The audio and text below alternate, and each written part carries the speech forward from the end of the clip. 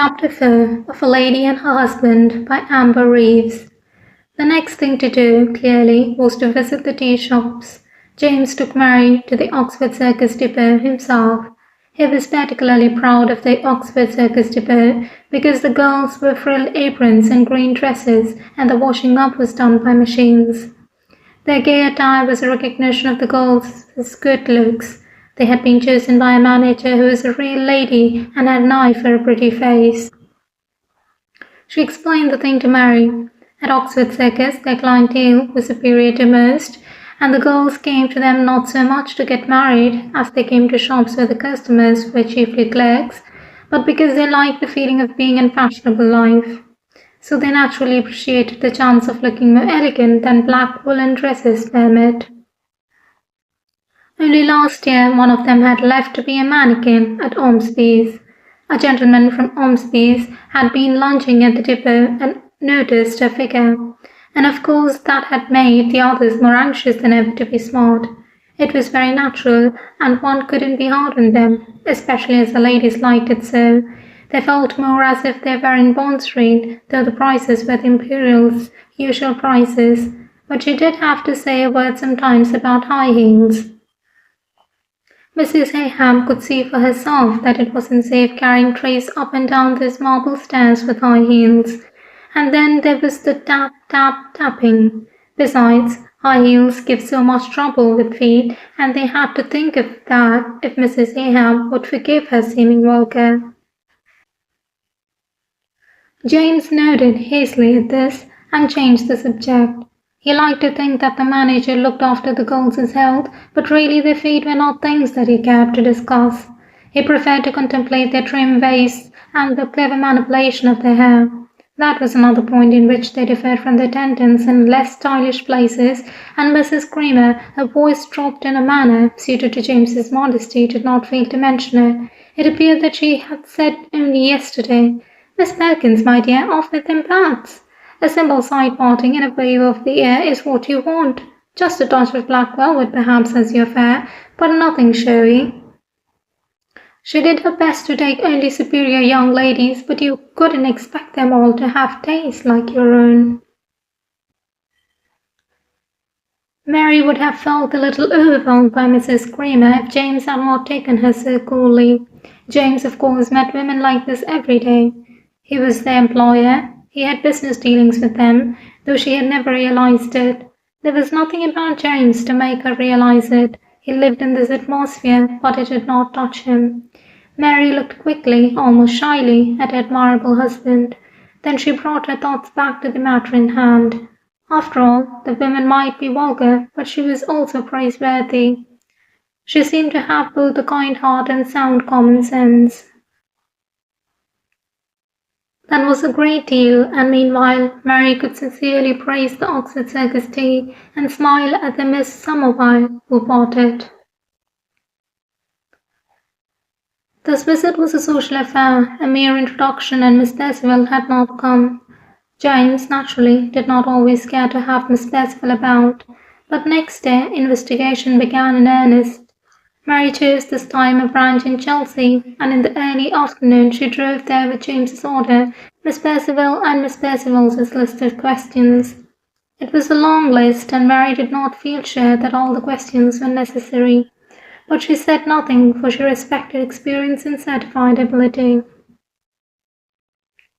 The manager of Depot CL was a harassed-looking lady who received them with an air almost of helplessness. Certainly let them come in, and she would do what she could to tell them anything they wanted to know. Perhaps brightening, they would sit down and let her give them a cup of tea. Mary praised the tea as she had already praised it, and as she would continue steadily to praise it during the next 6 months. Then she asked the waitress, a pretty girl of about 18, what her name was and whether she was happy. The girl said that her name was Florrie Wilson. She did not seem to know whether she was happy or not.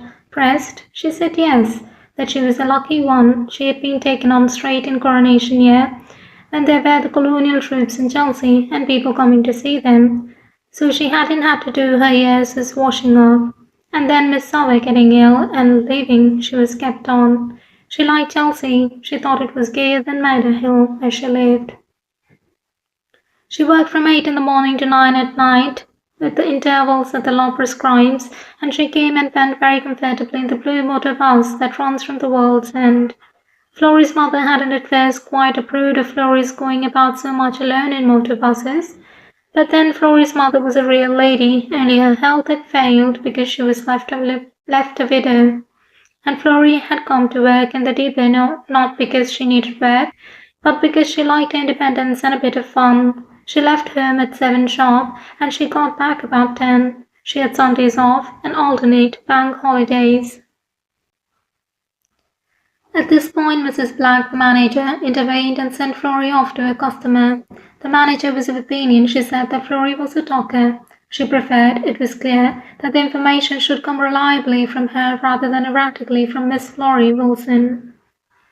Mary, left to herself, would not have submitted Mrs. Black to any very fierce ordeal.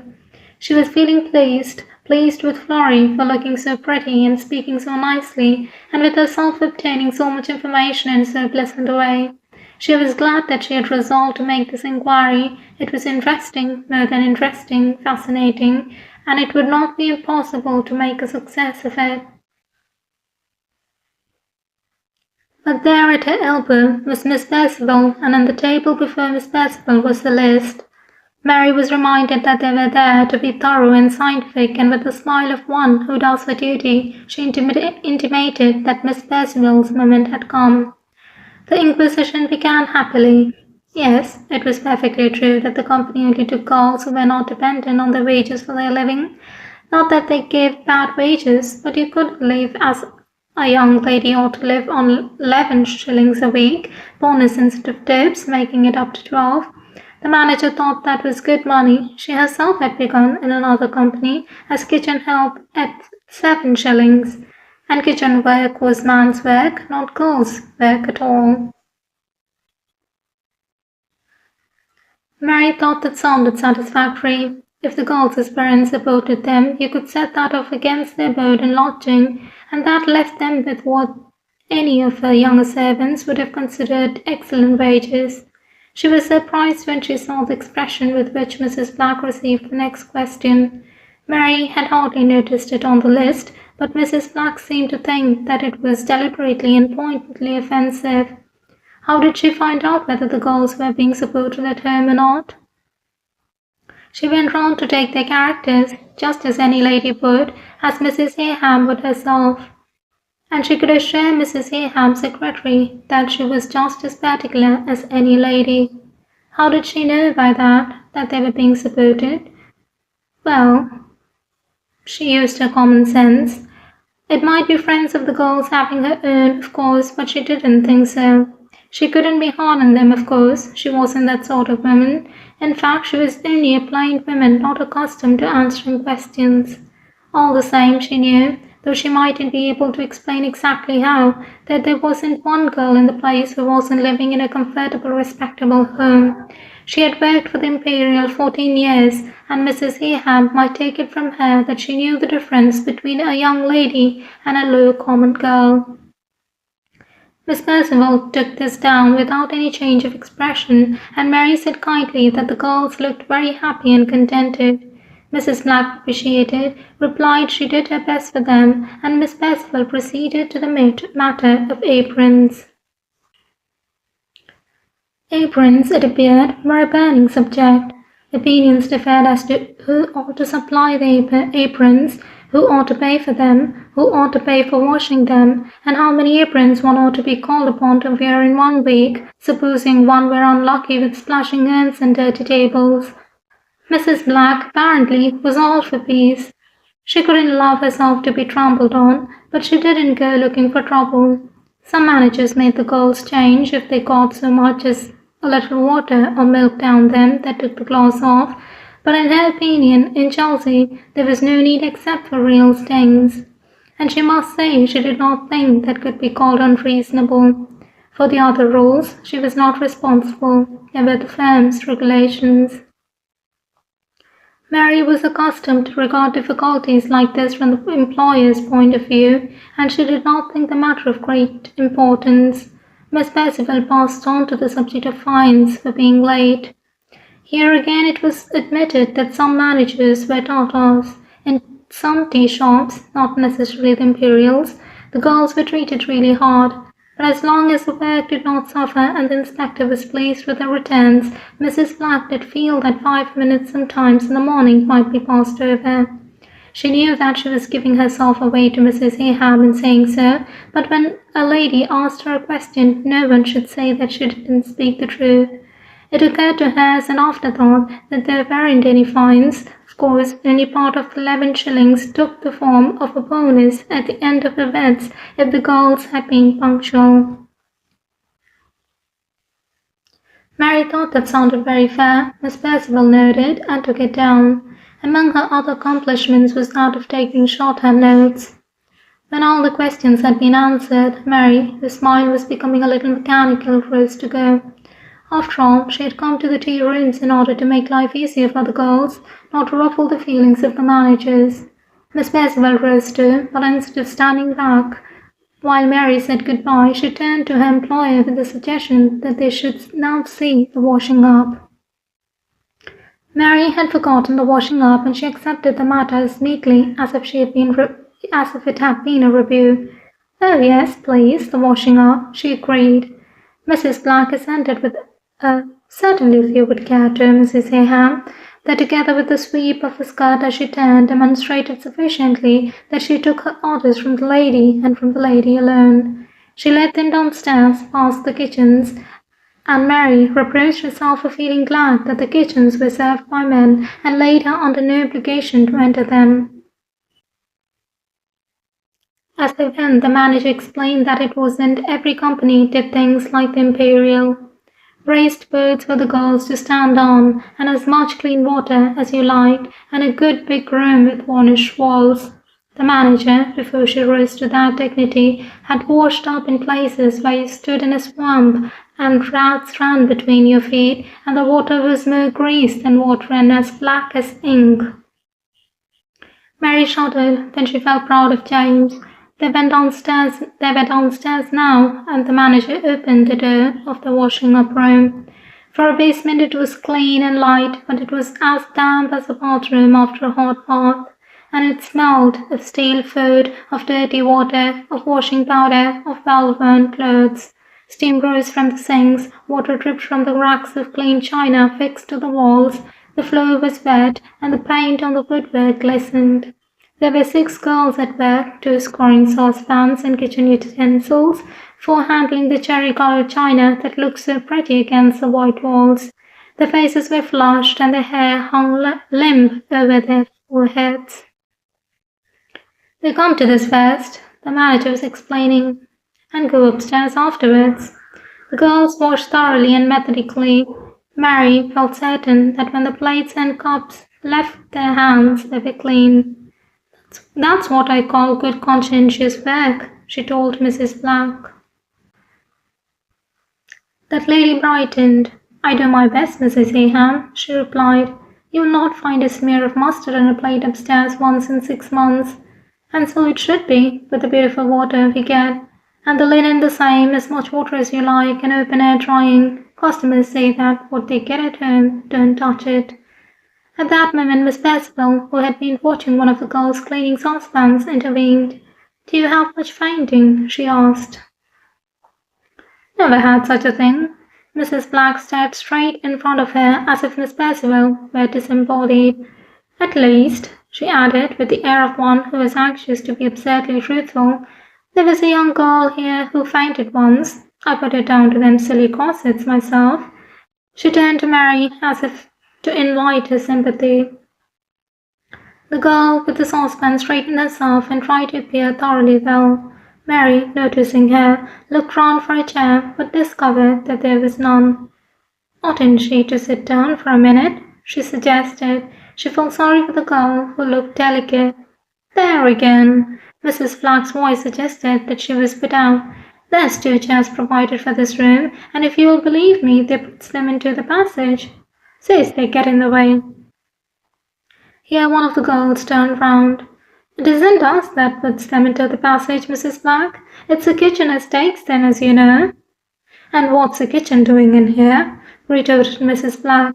"Anyway, you go along and get one for the lady." The girl protested. "It isn't as much as my life is worth to put my head inside the door." Her superior looked at her with that fine irony which only the powerful can afford. "I suppose you expect me to do your fetching and carrying?" She was beginning when a voice from the corner made her turn. By this time the girl with the saucepans had succeeded in making the sink and the wooden rack stand still instead of swooping and swirling around her. "Don't get no chair for me, Mrs. Black," she urged. "I don't want to sit down. It was only a feeling of giddiness like, and if we gets a chair we'll have them fellows in here after it again." This seemed the general opinion of the room, and Mrs. Black endorsed it. "You might have the politeness to thank Mrs. Heyham," she told the sufferer, and then turning to Mary. "What we have to put up with from that kitchen you would never believe. Why, the girls don't dare go into the pantry to eat their dinner for fear of their impertinence. And good room as this is, it isn't a place for eating with all the steam and the dirty plates. It puts you off." "But they oughtn't to eat in here." Mary looked round with dismay. It appeared that the washing-up girls were not supposed strictly to take their meals in the building at all. They were supposed to go home. But some of them lived far away, so Mrs. Black, if it hadn't been for the kitchen, would have let them have a bit of dinner in the pantry. The company allowed the employees to have food at half price. The waitresses ate their meals in the serving room, or they could use the cloakroom, but they didn't care to have the washing-up girls about. They felt that what they had been through, others could go through. Not that they were unkind girls, but that was how they saw it. Again, Mary felt very glad that she had come. She did not like annoying people and seeming inquisitive, but she was prepared to put up with anything that would really lead to good. And it was clear to her that there was a great deal that tactful women could do here. Some place must be managed where these poor girls could eat their dinner in peace, and they ought to sit at their work. She would tell Miss Percival to note those 2 points. As they passed through the restaurant on the way out, Mary saw Florrie standing by one of the tables. Florrie smiled. She had an attractive smile, and Mary nodded and smiled back. She told herself that she would remember Florrie's name. Mrs. Black took them to the door and said good-bye to them with a wonderful brightening and softening of manner. The gratitude which she expressed with great fervour was clearly not feigned, merely diverted from the providence which had brought her so creditably through a trying time. It would have been easier if she had known what Mrs. Heyham was after. Inspectors she could manage, none better, whether they were enemies from outside or so-called friends from headquarters. But Mary had puzzled her. She oughtn't perhaps to have let on about the girls' dinner, but she hadn't been able to resist the chance of a possible score off the kitchen. Mrs. Heyham herself was all right, she felt sure, but she didn't trust that secretary person. However, it was no use worrying. She banished any remaining uneasiness when the visitors had gone by telling Florrie to change her apron at once and never let Mrs. Black see her in such a rag again. Mary settled herself comfortably in the car. "Of course, this has been the most interesting day," she said. "It would be so amusing when we have been to a dozen of them. I suppose they're all very much alike." Miss Percival seemed to hesitate for a moment, then she spoke. "It depends a good deal on the manager, I think, and in the bee depots the wages and hours are different." "What are the bee depots?" Mary was alert to increase her knowledge. "They are in poor neighbourhoods and open for supper as well. The girls work short hours one day and long the next, and have lower wages, 10 shillings instead of 11 shillings. They get off at 5 on short days, but the work's harder." Mary smiled at Miss Percival. "You must have studied the subject." She was pleased to recognize such zeal and initiative. Miss Percival looked at the notebook that she held in her lap. "Yes," she said, "I was investigating it some time ago. I've worked in 2 or 3 tea shops myself. It's the only way of telling what the life is really like." Mary looked at her. This was most interesting, but how useful, she began, then she checked herself. It would be better, perhaps, if she did not, at any rate for the present, accept information from Miss Percival. A friend of Rosemary's, she was certain to have theories about what she had seen, and James would rather, Mary felt sure, that his wife formed her own ideas from her own experience. She had better not even ask the secretary whether one of the shops she had worked in had been the Imperial's. Then she herself could not be wised by Miss Percival's chance remarks. It must have been very exciting, she finished kindly. Miss Percival did not seem stirred by the memories of its excitements. It was interesting, she said, and they talked of indifferent subjects for the rest of the drive. When Mrs. Heyham, hearing voices, looked into the drawing-room on her way upstairs, she found Laura and Rosemary sitting over the fire. They jumped up. "Here she is," Laura called her. "Well, mother darling, I should love to think that you've unearthed a perfect hive of scandals, but I don't really believe that your mind is suspicious enough." Mary stood by the door for a moment, smiling at them. "I'm so glad you have come, my dear," she said. "I have some letters to write that will take a quarter of an hour, but if you can wait, Laura, I will come down and have another tea." "But that's what I'm here for, darling, tea with you." Laura blew a kiss to her mother before the door shut behind her. Then the two girls went back to their chairs. "She isn't suspicious enough, if there's anything to find out," Laura added. Rosemary laughed.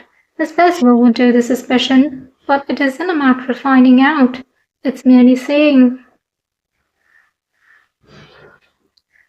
They were silent for a few minutes. Their minds were full of something else, of the delightful topic they had been discussing, Anthony's career and Rosemary's future.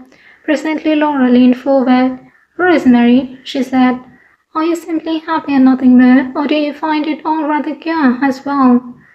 Her shy tone made Rosemary feel a little shy. "How do you mean, queer?" she asked, avoiding Laura's eyes.